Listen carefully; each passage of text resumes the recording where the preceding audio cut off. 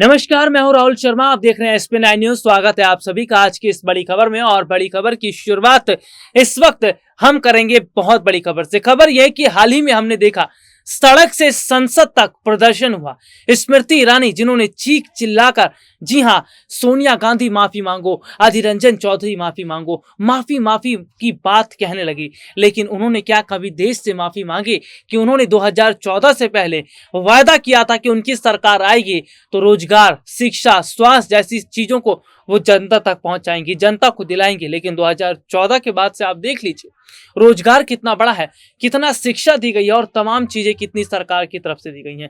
तो सीधे सीधे तौर पर यही देखा जा रहा है कि फिलहाल मौजूदा समय के अंदर जो हालात बने हैं, मौजूदा समय के अंदर जो स्थिति बनी है, क्या ये नहीं बताती कि स्मृति ईरानी ने 2014 से पहले वायदा कुछ और किया था, झूठा, और कैसे झूठ 2014 के बाद उनका अब सामने आया है। एक रिपोर्ट हम आपको जरूर दिखाएंगे कैसे इस पूरी लड़ाई में राजनाथ सिंह जी हां घिरते चले गए हैं और कैसे सोनिया और स्मृति की लड़ाई में राजनाथ सिंह को टारगेट किया गया। देखिए रिपोर्ट। कांग्रेस नेता अधीर रंजन चौधरी की ओर से राष्ट्रपति द्रौपदी मुर्मू को राष्ट्रपत्नी संबोधित किए जाने का विवाद लगातार बढ़ता जा रहा है। संसद में जोरदार हंगामे के बाद कांग्रेस अध्यक्ष सोनिया गांधी और स्मृति ईरानी के बीच तीखी बहस हुई तो अब भाजपा और कांग्रेस पे आरोप प्रत्यारोप का सिलसिला चल पड़ा है।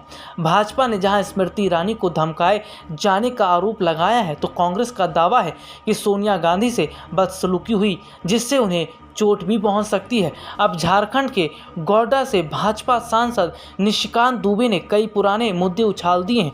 उन्होंने कहा कि कभी गांधी परिवार के खिलाफ बोलने की वजह से तब के भाजपा अध्यक्ष और मौजूदा रक्षा मंत्री राजनाथ सिंह को टारगेट किया गया था।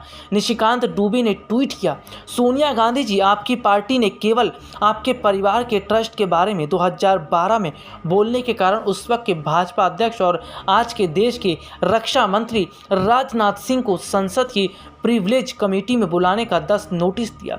यही कांग्रेस का लोकतंत्र है और संसद के दुरुपयोग का इतिहास। गौरतलब है कि राजनाथ सिंह ने हरियाणा के गुड़गांव में राजीव गांधी चैरिटेबल ट्रस्ट को 5 एकड़ जमीन आवंटित किए जाने के मामले में आरोप लगाया था कि सोनिया गांधी ने किसानों पर दबाव डलवाया। प्रिविलेज कमेटी के तब मुखिया रहे PC चाको ने कहा था कि राजनाथ सिंह ने एक अन्य लोकसभा सांसद के खिलाफ आधारहीन आरोप लगाए। इसी को लेकर तब के भाजपा अध्यक्ष को नोटिस जारी किए थे। संसद ने पुराने न्यूज़ लिंक्स को शेयर करते हुए आरोप लगाया कि सांसद की खरीद फरोख्त कर सरकार बचाने के लिए आडवाणी जी और सुषमा स्वराज जी की बेइज्जती तक की गई और जेल में डालने का प्रयास किया गया।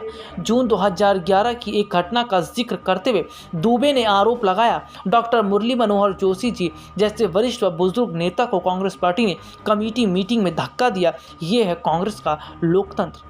तो देखा आपने ये रिपोर्ट जिसमें हमने आपको विस्तार से दिखाया। देखिए सीधे सीधे तौर पर देखा जा रहा है कि फिलहाल मौजूदा समय के अंदर उस चीज पर बवाल खड़ा किया जा रहा है जिसका कोई मायने ही नहीं है, जिसके कोई तथ्य नहीं है। सीधे तौर पर देखा जा रहा है कि क्या वाकई चीजें ये नहीं दिखाती, चीजें ये नहीं बताती कि आज जो हाल बना हुआ है, आज जो स्थिति बनी है, कहीं ना कहीं ये बताती है कि किस तरह से आज एक अलग माहौल जो है वो दिखता नजर आ रहा है। सीधे तौर पर हम देख रहे हैं कि सत्ता पक्ष को जहां महंगाई, शिक्षा, बेरोजगारी, इन मुद्दों पर बात करनी चाहिए।